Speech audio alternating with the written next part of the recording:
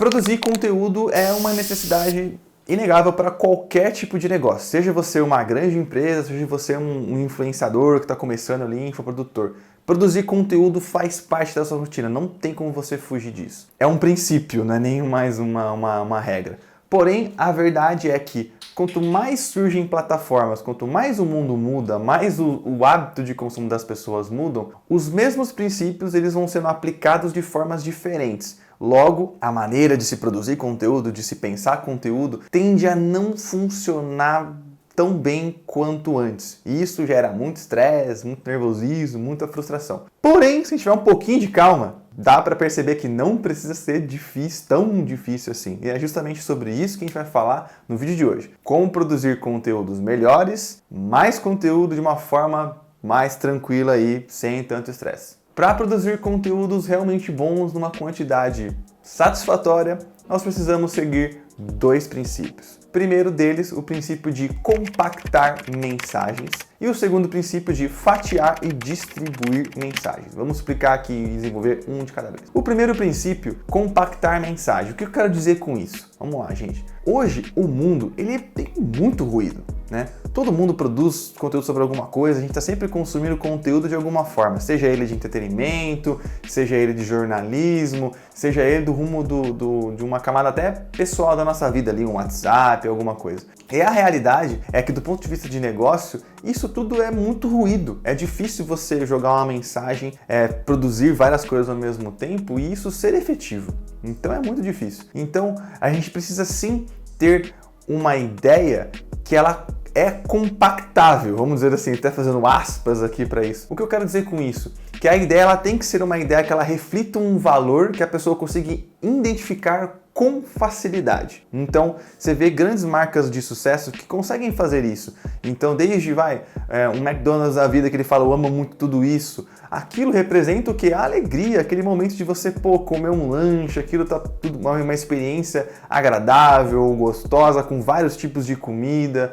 ou talvez, quem sabe, até uma Nike da vida, um Just Do It, né? Aquilo lá, apenas faça. Esse apenas faça envolve muita coisa, né? Sobre se posicionar, sobre ter coragem. Isso são grandes ideias muito bem compactadas. Isso é muito importante no dia de hoje, justamente por conta desse ruído. Vamos pensar que uma ideia, quando ela chega bem compactada a uma pessoa, ela chegou por aquela janelinha pequenininha, aquele shot de oportunidade que vem naquele segundo de um scroll de uma rede social. Só que quando a pessoa, bate o olho e aquilo vai explodindo na mente dela, ela consegue entender e decodificar aquela mensagem na cabeça dela, do jeito que faz sentido para ela. Até eu dei o exemplo da Nike aí, falou assim, apenas faça o quê? Cada um vai ter esse o quê na sua vida. Na minha rotina vai ser, acorda mais cedo, vai treinar porque isso é bom para você. Para outra pessoa, vai ser, vença o seu medo e vá fazer aquele seu curso que você tanto quer, mude de carreira,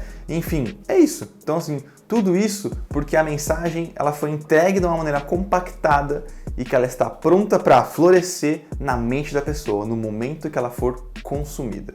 Indo para o segundo princípio, até começa com a frase de que se o conteúdo é o rei, a distribuição é a rainha. Nós temos uma tendência aqui, até dessa mentalidade meio clássica do inbound marketing, que é aquela coisa de você pesquisa, produz, publica e parte para o próximo. Porém, na realidade de hoje, com essa quantidade enorme de plataformas, onde o usuário em vez de usar uma só durante um período longo de tempo, ele usa várias delas durante fatias do tempo. Logo, essa lógica de você produzir um conteúdo assim, né, digamos assim, do começo, meio e fim, publica, ela não faz mais sentido, porque senão você não consegue mais acompanhar esse usuário em todos os locais onde ele está. Então, a melhor maneira de fazer isso hoje é uma técnica que até quem digamos assim, cunhou o termo, ou pelo menos fala mais sobre isso, é o Gary Vaynerchuk, ou o Gary V, né, conhecido aí pelos íntimos.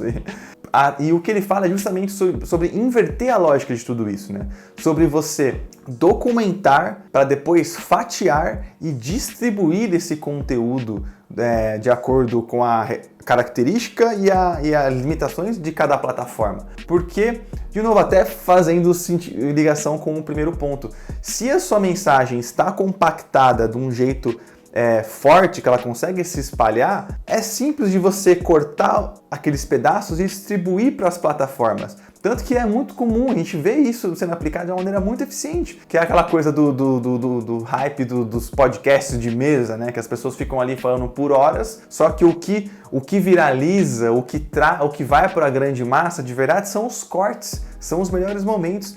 Isso, de um ponto de vista prático, até pensando em outras plataformas, isso vai para escalas cada vez mais infinitas. Por exemplo, eu mesmo trabalho fazendo dessa forma. Pensando num material raiz, mais grosso, mais denso, ele é fatiado em melhores momentos de vídeo. Desses melhores momentos de vídeo, eles vão para, por exemplo, um carrossel em formato de imagem que extrai os melhores momentos. E desses melhores momentos, eles viram ideias centrais, né? Aquele formatinho meio tweet que concentra alguma coisa, que é feito para causar algum tipo de reflexão.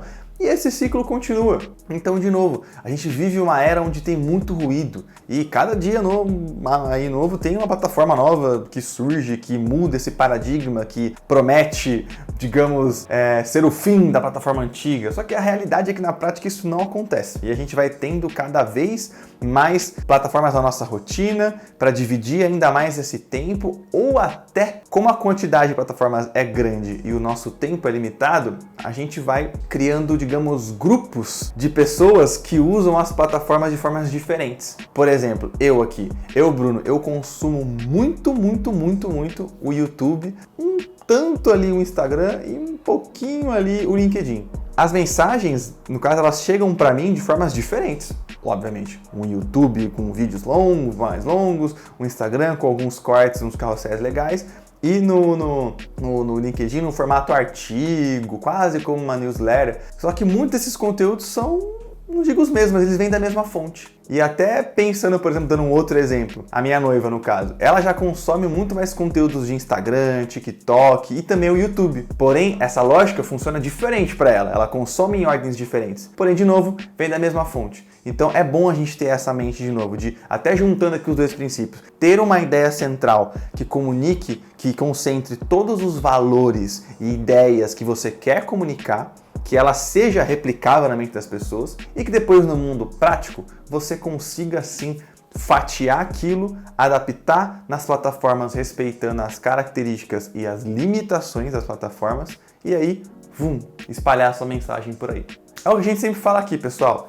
Princípios antigos adaptados para novos contextos, né? A realidade é que técnicas mudam, mas os princípios que a gente precisa utilizar para chamar atenção, para gerar engajamento, tendem a ser os mesmos. Então vamos manter a mente aberta para isso, olhar para os princípios e enxergar como eles se adaptam nos cada vez mais novos contextos que vão surgindo por aí.